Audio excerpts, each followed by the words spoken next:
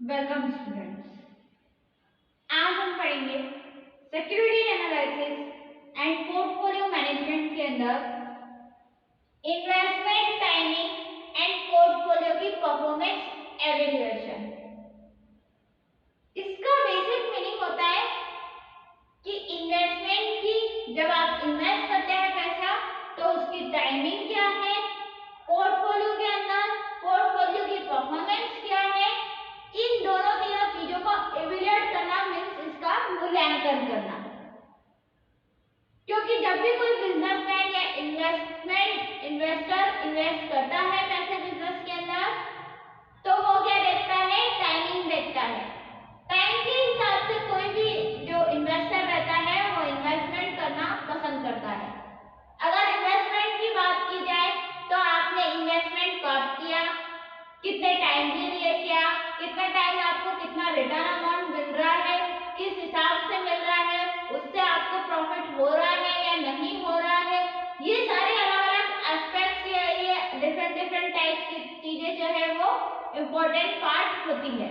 तो जब मैं इन्वेस्टमेंट की बात करती हूँ तो दैट मीन्स आपको बिजनेस में कुछ पैसा लगाना होता है।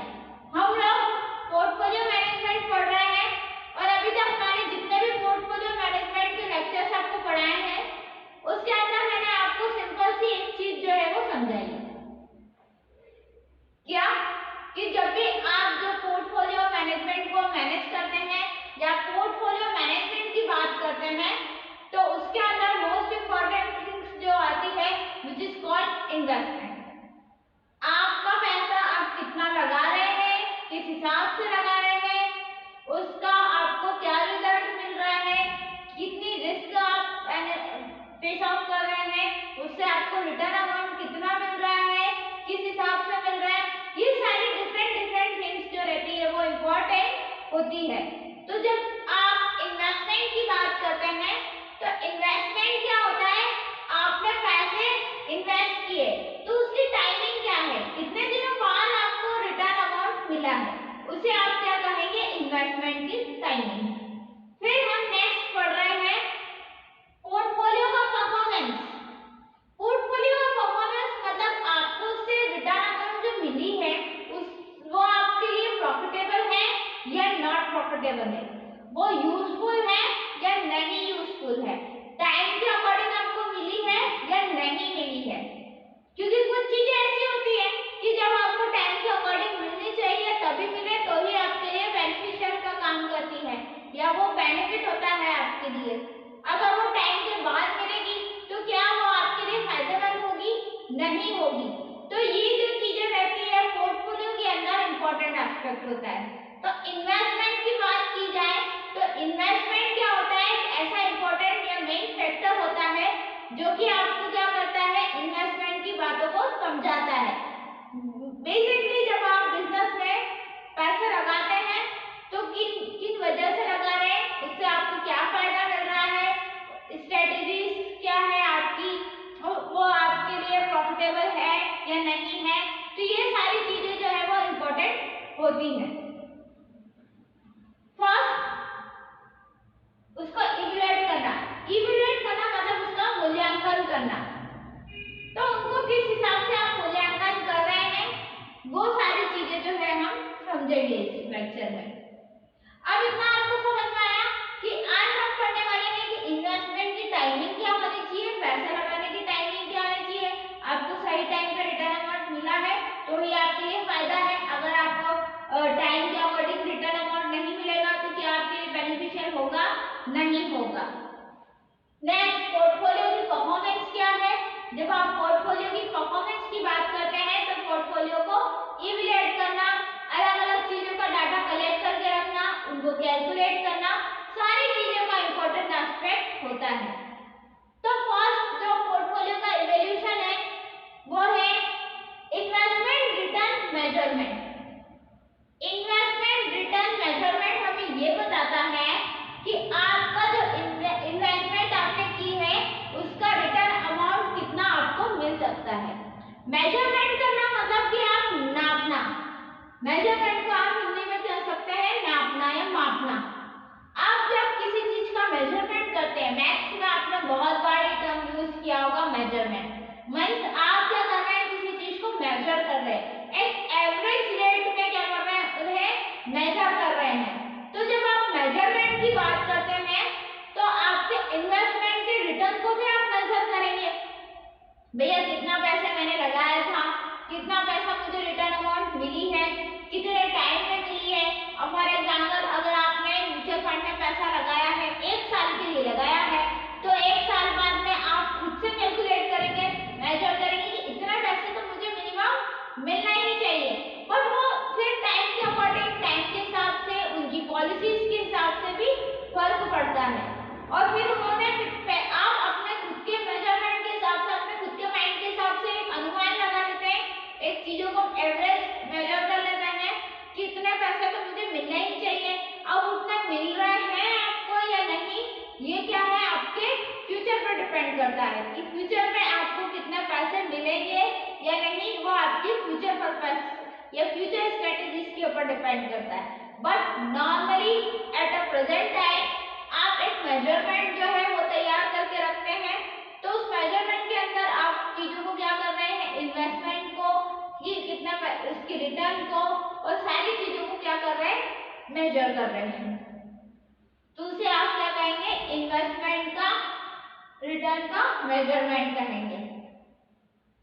नेक्स्ट पॉइंट है conventional measurement theory.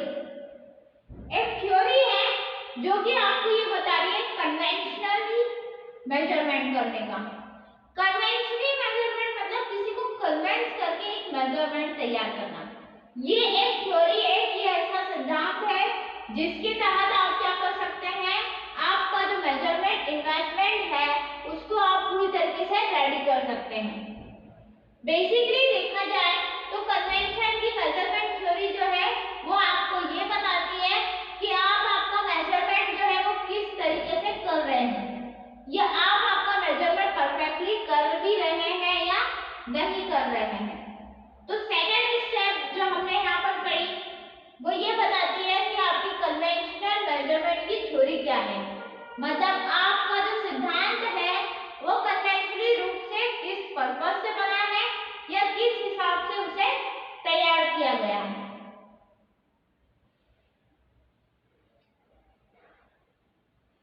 Third, evaluation with changing portfolio composition.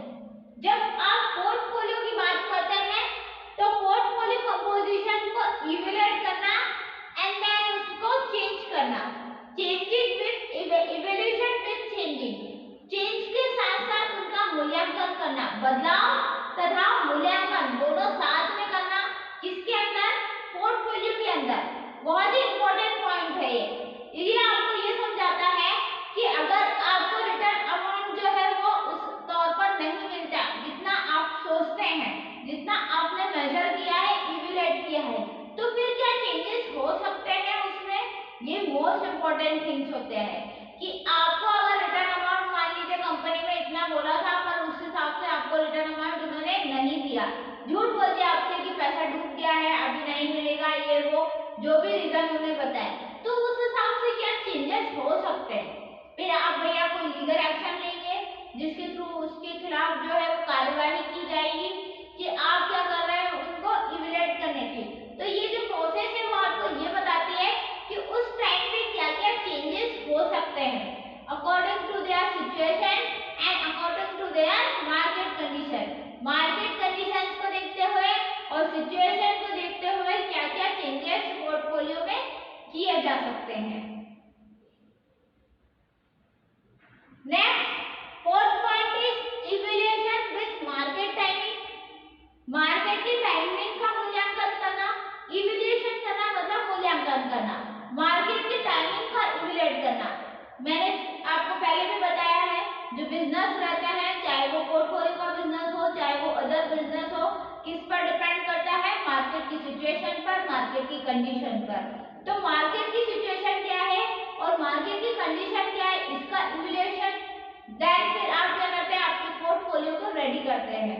क्योंकि मार्केट की कंडीशन को मद्देनजर रखते हुए कोई भी बिजनेसमैन क्या करता है, अपने बिजनेस को आगे बढ़ाता है।